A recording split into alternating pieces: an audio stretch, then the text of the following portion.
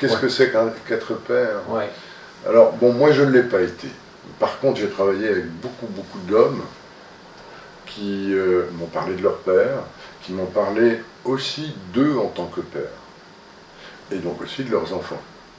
Et ce que j'observe, c'est qu'un bon père, il est présent. Ça, c'est la première des choses. Mais il est présent, non pas à regarder la télévision ou à lire le journal, il est présent avec ses fils. Il est présent avec ses enfants.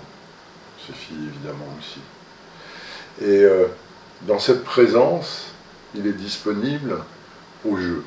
Il est disponible au câlin. Il peut toucher, prendre ses fils dans les bras et prendre du plaisir à ça. S'il ne le fait pas, s'il met ses fils à distance, le garçon, il va penser que ce n'est pas bien de le faire. Et donc, déjà, il va commencer à se méfier aussi. S'il n'y a pas de relation d'amour avec le père, qu'il n'y a que de l'autorité, que de l'agressivité, il va commencer à se méfier des hommes. Et comment peut-on s'aimer soi si on n'aime pas ou si on se méfie de son père déjà, mais aussi de ses congénères, de tous les hommes qui sont autour de soi? C'est pas possible. Et chose importante, c'est que pour un garçon, pour un jeune homme, pour un homme en devenir, de pouvoir intégrer, ressentir, recevoir du bon d'un homme, c'est ce qui fait que l'on peut s'approprier son féminin.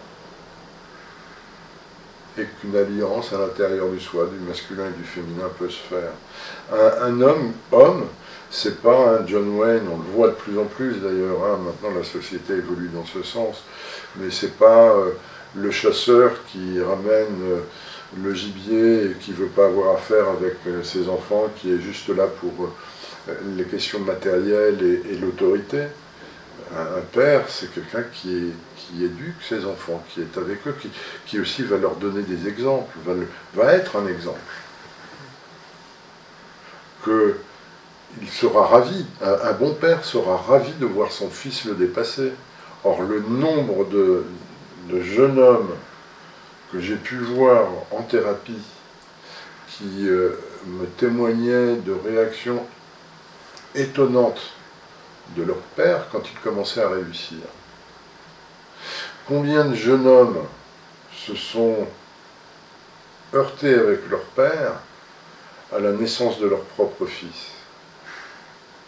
C'est comme il y a une histoire de pouvoir entre c'est la part du spermatozoïde là-dedans qui aide d'atteindre le but, d'être le plus fort, d'être le meilleur, et que cette partie-là doit être pacifiée. Ce caractère-là doit être... Il est bien, c'est bien d'avoir des buts, c'est bien d'être fonceur, c'est bien d'être guerrier, mais c'est pas pour faire du n'importe quoi ou pour nourrir son ego, son image ou autre. C'est bien pour mettre au service de buts que l'on estime beaux et porteurs, créateurs et bon pour l'humanité, et bon pour soi et pour l'humanité. Ensuite, il y a être un bon père, c'est aussi être un bon amant. Parce que si un père qui néglige sa femme, qui ne regarde pas sa femme, qui repousse sa femme, d'une part, ça crée une drôle d'ambiance à la maison si les fils le voient. Et puis, bon, ça donne une image de la femme qui n'est pas forcément celle qu'un jeune homme devrait avoir, s'il veut être comme son père, et que son père dénigre les femmes.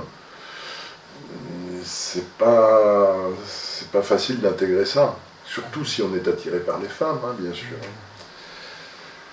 Bon, et puis un père, c'est aussi quelqu'un qui connaît les lois, qui connaît ce qu'il faut faire et ne pas faire. Et donc, un bon père inspire ses fils.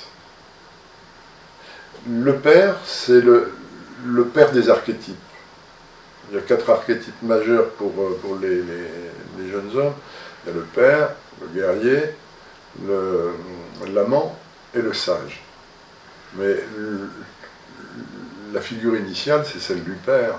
C'est lui qui peut distiller des touches de chacun de ces archétypes qui vont inspirer tout le monde. Par exemple, Si on regarde quelqu'un comme Gandhi, c'était, on pourrait dire, un guerrier. Il a été leader, il prenait la non-violence, mais c'était un guerrier. Et il a choisi cette voie de la non-violence. Et c'était aussi un sage. Et c'était aussi un amant, puisqu'il a eu des enfants. Bon. Et c'était donc aussi un père. Et je crois que Gandhi a été inspiré par des personnages. Et c'est une chaîne, on est inspiré aussi. En manque de père, on peut trouver d'autres personnages inspirants. Tu penses à quoi? Aux archétypes. Je pense aussi aux personnes aux hommes que l'on peut rencontrer dans la vie qui sont inspirants. Moi, je parlais tout à l'heure des psychothérapeutes que j'ai pu avoir et qui m'ont inspiré. J'ai voulu devenir comme eux. Pas devenir exactement comme eux, mais trouver ma coloration et m'épanouir et être dans cette rayonnance dans laquelle je les voyais et qui m'inspiraient. Et pour chacun c'est différent. Moi ça a été sur mes maîtres en psychothérapie et mes maîtres spirituels. C'est eux qui m'ont inspiré parce que j'étais en manque de sens, parce que j'étais en manque de connaissance des mécanismes psychiques qui régissent l'humanité. Donc j'ai travaillé sur ça à l'intérieur de moi et ça m'a mis en appétit pour le transmettre. Et je crois que un jeune homme qui se retrouve sans aucune motivation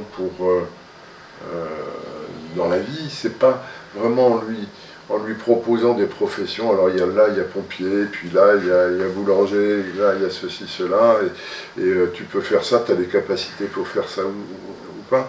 C'est pas ça qui va l'amener à se motiver et à donner sens à son existence.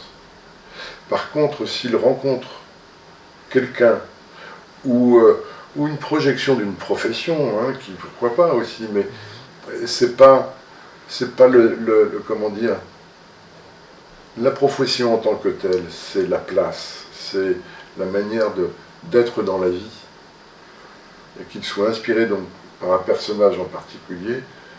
Là, il peut s'investir.